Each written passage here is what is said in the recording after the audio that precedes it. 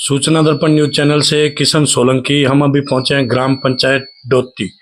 डोटी के जो वर्तमान सरपंच है हरिशंकर जी मीणा, वो हमारे साथ है। उनसे हम बातचीत करेंगे जैसे ग्राम पंचायत के मुद्दों की और विकास की बात करें तो जैसे पेयजल है और रोडें हैं, विद्युतीकरण है, शिक्षा के प्रति महत्वपूर्ण बात करेंगे। तो हमारे साथ है हरिशंकर जी मीणा। सरपंच साहब नमस्कार। नमस्कार साहब, नमस्कार। सरपंच साहब, सबसे पहले तो आप अपना एक राजनीतिक परिचय बताइए कि राजनीति में कब से इंटरेस्टेड है आप? मैं क्या है 1986 में मैंने LLB कर ली थी जी। और इसके पहले हमारे ताऊ जी 40 साल तक लगातार सरपंच रहे हैं। बिल्कुल। तो जब मैं छोड़ के यहाँ आया जी। तो मैंने भी चुनाव लड़ लिया। बिल्कुल। मैंने 2005 में चुनाव लड़ा था पंचायत समिति सदस्य का। जी। मैं जीत गया। बिल्कुल। उसके बाद बीच में सहकारी समिति में निर्विरोध मुझे अध्यक्ष बना दिया, तो लगभग 13-14 साल तक उसमें रहा। बिल्कुल। फिर केंद्रीय सहकारी बैंक में भी मुझे निर्विरोध संचालक मंडल में ले लिया। जी। अब पिछले 2015 में चुनाव हुए, जनरल महिला सीट थी, तो मेरी पुत्रवधू उसमें सरपंच जीत गई। जी। इसके बाद अभी 2020 में चुनाव हुए, तो उसके बाद मैं स्वयं जनरल पुरुष के इसमें आ गया। जी। तो मेरी पंचायत में क्या है, पहले तो ये बीच में 20 साल हमारे परिवार का नहीं रहा, लगातार मुझे तो लगता है कि हमारे घर के बनते आ रहे हैं। बिल्कुल बिल्कुल, बहुत ही अच्छा। कि ये भी एक बहुत बड़ा सौभाग्य है सरपंच साहब, क्योंकि हमने देखा है कई लोग ऐसे ऐसे बैठे हैं जिन्होंने आज 20-20, 30-30 साल हो गए प्रयास करते हुए, लेकिन उनको किसी प्रकार की कोई पद हासिल नहीं हो रहा है, क्योंकि ये भी एक राजयोग होता है, राजयोग लिखा होता है, उसी को मिलता है। तो बहुत ही बड़ा सौभाग्य है आपका पंचायती राज में। तो जैसे बात करें सरपंच साहब, आप एक शिक्षित हैं और ऊर्जावान हैं, पढ़े लिखे हैं, आपको हर तरीके का नॉलेज है। तो जैसे अपनी ग्राम पंचायत डोटी के जो शिक्षा का स्तर कैसा है, शिक्षा का रुझान कैसा रहा है? शिक्षा का रुझान अच्छा है जी। पहले नहीं था जी। हमारे यहाँ कच्चा स्कूल था। बिल्कुल। तो मेरे ही कार्यकाल में, जैसे पहले पिताजी बने थे, उनके कार्यकाल में तो पक्का बनाया। अभी हमारे यहाँ हायर सेकेंडरी स्कूल है जी, पक्का है जी। और लगभग मुझे लगता है कि रिजल्ट भी जैसे प्राइवेट स्कूलों में आते हैं ना, इस तरह से उच्च कोटि का रिजल्ट आता है जी जी। मैं भी ऐसे उनसे मिलता रहता हूँ। बिल्कुल। और इस समय हमारे यहाँ जो लगे हुए लगभग सारा स्टाफ अच्छा है, मेहनत करते हैं। जिस तरह से मैं मेहनत करता हूँ जी जी, वही लोग भी मेहनत करते हैं। बहुत ही अच्छा।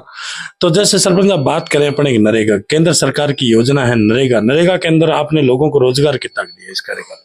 रोजगार में तो अभी भी मेरे यहाँ लगभग 85 आदमी काम कर रहे हैं जी नरेगा में जी। अब ये केवल रोजगार देना ही है, क्योंकि ये क्या है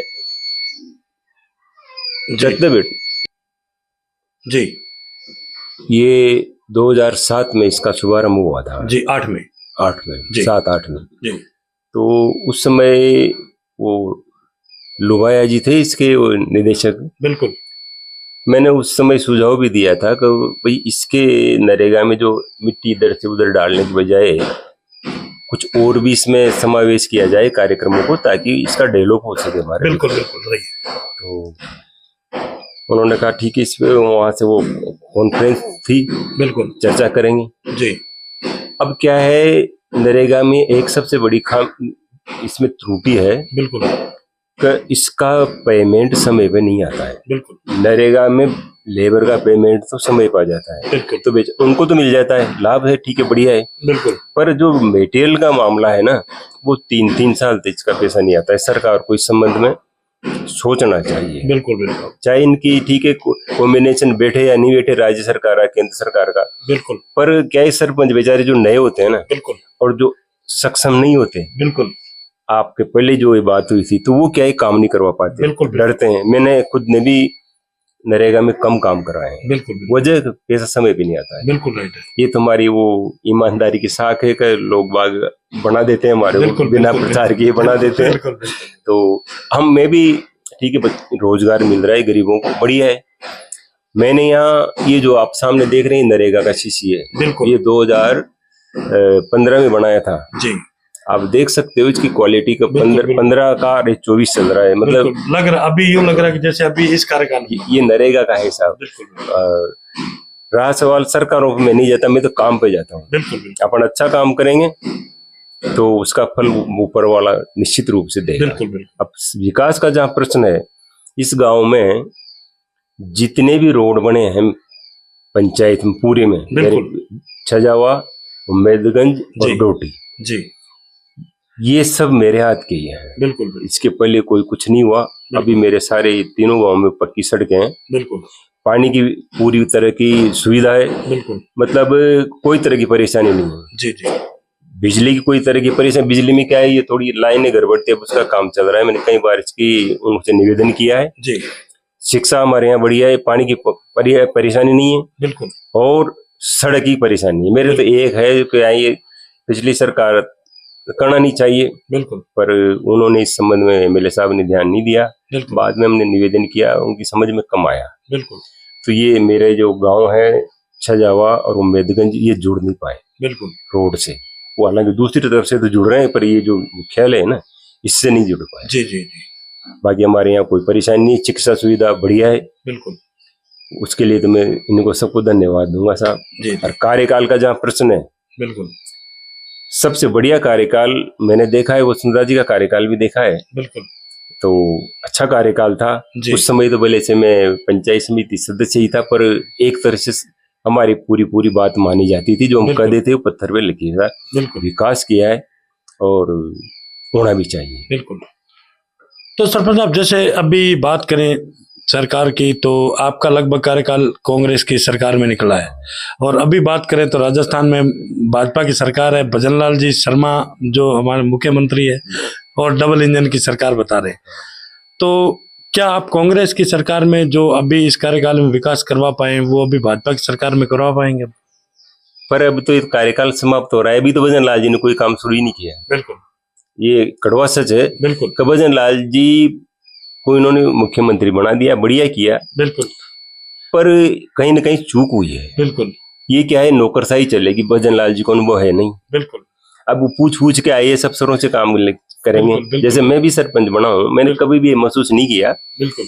कब मुझे पहली बार सरपंच बना हूँ। बिल्कुल। मैं जैसे सरपंच बना, मैंने काम वैसे शुरू कर दिया जैसे मतलब रूटीन में आ रहा हूँ मेरे। बिल्कुल बिल्कुल। तो अगर ये वापस वसुंधरा जी को बनाते ना, तो हमारे कोई परेशानी ये पूर्ति हो जाती साहब। बिल्कुल बिल्कुल। ये 1 साल जो सभी कम समय है ना, ये पूर्ति कर लेते, पर मुझे नहीं लग रहा कि ये पूर्ति होगी। बिल्कुल राइट है, क्योंकि सरपंच साहब आज राजनीति की कड़ी देखें तो पहली धरातल से, सरपंची से, यहाँ से स्टार्ट होती है, और यहाँ से ही जो आज बड़े लेवल के जो राजनेता है, यहीं से चुन के जनता भेजती है उनको।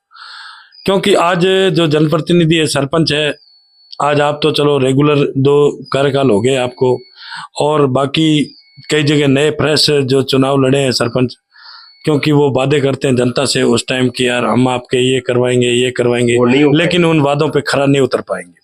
वो क्या है, उनके वादे अधूरे रहेंगे, और बेचारे क्या है, अगले चुनाव में फेल जाएंगे। बिल्कुल बिल्कुल बिल्कुल। हमारे यहाँ तो शायद देखो, नहीं करना चाहिए, आप एडिटर हो। बिल्कुल। पर मैंने बिना बजट आए, बिल्कुल, मैंने जो लोगों से बंद कर दो, बिल्कुल, मैंने जो लोगों से वायदे किए थे, बिल्कुल, ये मैंने पहले बना दिया जी। ये चुनाव होते आधे गांव से पहले बना दिया, किसी की कोई स्वीकृति नहीं आई। बिल्कुल। तो इस कभी ऐसा होता है, आदमी जब बना रहा है ना, तो ये जो दुविधा में बता रहा हूँ, मुझे विकास करवाना था, मेरे पैसे नहीं लगे। हमारे यहाँ सबसे सस्ता चुनाव होता है, मैंने न तो बैलेट पेपर छपवाए जी, न कोई मैं प्रचार पे गया। मेरे से डरते थे लोग वक्त पहले। बिल्कुल। तो मेरे घर वालों ने कहा, आपसे डरते हैं, वोट नहीं देंगे जी, आपको प्रचार करने मत जाना। तो मैं उस पर भी नहीं गया, और दोबारा मैंने कहा, जैसा हूँ अच्छा बुरा आपके पास हूँ, तो प्रचार करने की जरूरत नहीं, मैं जीत गया। तो ये जो बनाए हैं, मैंने बिना नहीं करना चाहिए, बिना स्वीकृति बनाए थे। बिल्कुल बिल्कुल। कलेक्टर साहब यहाँ आए, इंक्वायरी होगी, साहब ये सरपंच साहब किस्मत से बना रहे हैं, हमारे यहाँ कोई RS अधिकारी था सारा। बिल्कुल। पर क्या है, वो जब आए, जिला परिषद CO साहब भी आए, भगवती प्रसाद जी कलाल थे, अच्छे वर्कर थे। बिल्कुल। उन्होंने आके देखा, यार ये तो गौरवपत्र पंचायत राज का हो ही नहीं सकता। बिल्कुल। मैंने कहा, साहब पंचायत राज का है। क्या आप इसको किस मद से बना रहे हो? मैंने कहा, साहब मद तो नहीं है, पर आपकी मेहरबानी हो जाएगी, आप इसको प्लान में ले लोगे तो उसमें ले लेंगे। ये पैसा कहाँ से आया? मैंने कहा, जेब से। इसको क्यों बना रहे हो? आपने ऐसे बनाए, कहीं कीचड़ नहीं रखा, जैसे 40 फुट की ले लिया, 20 फुट 20 ले लिया, 25 से कहीं इसका मेजरमेंट में ना इतना करना, आप जितना हो सके, बिल्कुल, बाकी को छोड़ दो। इसका पैसा मैंने कहा समझूंगा भाई, जनता के लिए बनाया, मैंने गाँव को स्वच्छ बनाना था, बिल्कुल बना दिया। अब इसमें क्या है, हर सरपंच ऐसा नहीं कर पाता, नहीं कर पाता, बिल्कुल बिल्कुल राइट है। तो मैंने तो इसे बना दिया साहब। बिल्कुल, बहुत ही अच्छा विकास करवाया है आपने। तो सरपंच साहब, जैसे बात करते हैं अपन एक राजनीति की और पंचायती राज की, तो जैसे अभी आप लगभग 20 साल से रेगुलर चलते आ रहे हैं पंचायती राज में, राजनीति में चलते आ रहे हैं, जुड़े हुए हैं, लेकिन जो माननीय मोदी जी हमारे प्रधानमंत्री है, वो अब की बार तीसरी बार उन्होंने हैट्रिक मारी है। उनका एक सपना था कि देश को भ्रष्टाचार मुक्त बनाना है। तो आपको सर क्या लग रहा है, क्योंकि आप एक पुराने टाइम में भी रह चुके हैं, आज से 20 साल पहले की राजनीति और अब की राजनीति में क्या अंतर है, थोड़ा बताएंगे? मुझे कहना नहीं चाहिए, पर आपने प्रश्न किया है तो उत्तर देना मेरे दायित्व बनता है। भ्रष्टाचार मुझे नहीं लगता कि पूरी तरह से निकल जाएगा, क्योंकि इसकी जड़ें इतनी गहरी हुई जमी हुई है।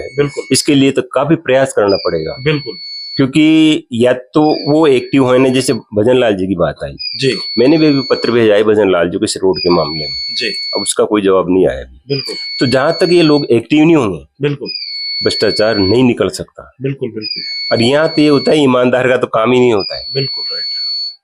तो मोदी जी सही आदमी है, मैं उनकी तारीफ करता हूँ कि ऐसा मुख्य प्रधानमंत्री बहुत मुश्किल से मिलेगा। अच्छे व्यक्तित्व के व्यक्ति हैं, पर उनके साथ दूसरे जो पार्टी के लोग हैं, जो दूसरे जनप्रतिनिधि हैं या अधिकारी हैं, वो भी उसी तरह से उनकी जो रूपरेखा है उस पे चले तो निकल सकता है। बिल्कुल, बाकी इम्पॉसिबल है। बिल्कुल, एक्शन लें तुरंत, जैसे भी वो ले रहे हैं ना इस दूसरे मामले में, इस पे भी एक्शन लें तो मैं मानता हूँ कि निकल सकता है, पर प्रयास करना पड़ेगा। बिल्कुल बिल्कुल। और हमारे जैसा साधारण आदमी तो साहब उनके साथ इस मामले में बिल्कुल बिल्कुल। राष्ट्र अगर प्रगति करे, भ्रष्टाचार निकल जाए, तो इससे बड़ा सौभाग्य हमारा क्या हो सकता है। बिल्कुल बिल्कुल, बहुत ही अच्छे सुझाव दिए सरपंच साहब ने। जैसे सरपंच साहब बात करें, अभी आगे नेक्स्ट आपका लगभग कार्यकाल पूरा होने को जा रहा है, 3-4 महीने की बात है मान लो, बाकी 2 महीने पहले लगभग आचार संहिता लग जाएगी, आगे चुनाव आ रहे। तो आपने विकास अच्छा कराया, रेगुलर आप हैट्रिक मारते आ रहे हैं पंचायत में, तो आगे क्या आपके प्रयास रहेंगे ग्राम पंचायत के प्रति? देखो क्या है कि प्रजा काम देखती है, उसका व्यक्तित्व देखती है। बिल्कुल, मेरी पंचायत में अगर एसटी और जनरल बिल्कुल अगर सीटें आई तो हमारे परिवार का ही कोई बनेगा, इसमें कोई दो राय नहीं, ये चलता आ रहा है। बिल्कुल, और जैसे एससी आएगी मैं उसमें इंटरफेयर नहीं करूंगा। बिल्कुल, और जो अच्छा आदमी है वो हम उनका सहयोग करेंगे। बिल्कुल, और हमारा तो ये कि हम तो प्रचार करने जाते ही नहीं है साहब, सही बात है, ये तो कहते हैं भाई जैसा अच्छा बुरा है आपके साथ है, क्योंकि जरूरत ही नहीं पड़ी सर आपको प्रचार की। वैसे ही आपका गांव में हमने पूछा है पंचायत में, तो भी एक अच्छा लोगों की जो तरफ से जो जवाब आ रहा है हमारे को, वो बहुत ही यानी कि पॉजिटिव आ रहा है और अच्छे लोग बता रहे हैं, क्योंकि ग्राम पंचायत में हमने देखा है विकास भी किया आपने बहुत अच्छा, और बहुत अच्छी सुचारू रूप से पंचायत को चला रहे हैं। ये भी एक बहुत ही बड़ा सौभाग्य है कि आज पंचायत को ऐसे जनप्रतिनिधि मिले और बढ़िया तरीके से काम हो रहा है। तो ये थी हमारी खास मुलाकात डोटी के जो सरपंच है हरिशंकर जी मीणा, उनसे सूचना दर्पण न्यूज के अंदर जो इन्होंने हमें समय दिया, इसके लिए बहुत बहुत धन्यवाद साहब। मैं भी आपको बहुत बहुत धन्यवाद दूंगा, सूचना दर्पण की तरफ से आप पधारे हैं जी, आपने इतना कीमती समय लिया और मेरा जो आपने साक्षात्कार लिया, इसके लिए मैं आपको बहुत बहुत धन्यवाद। थैंक यू सर, जय हिंद।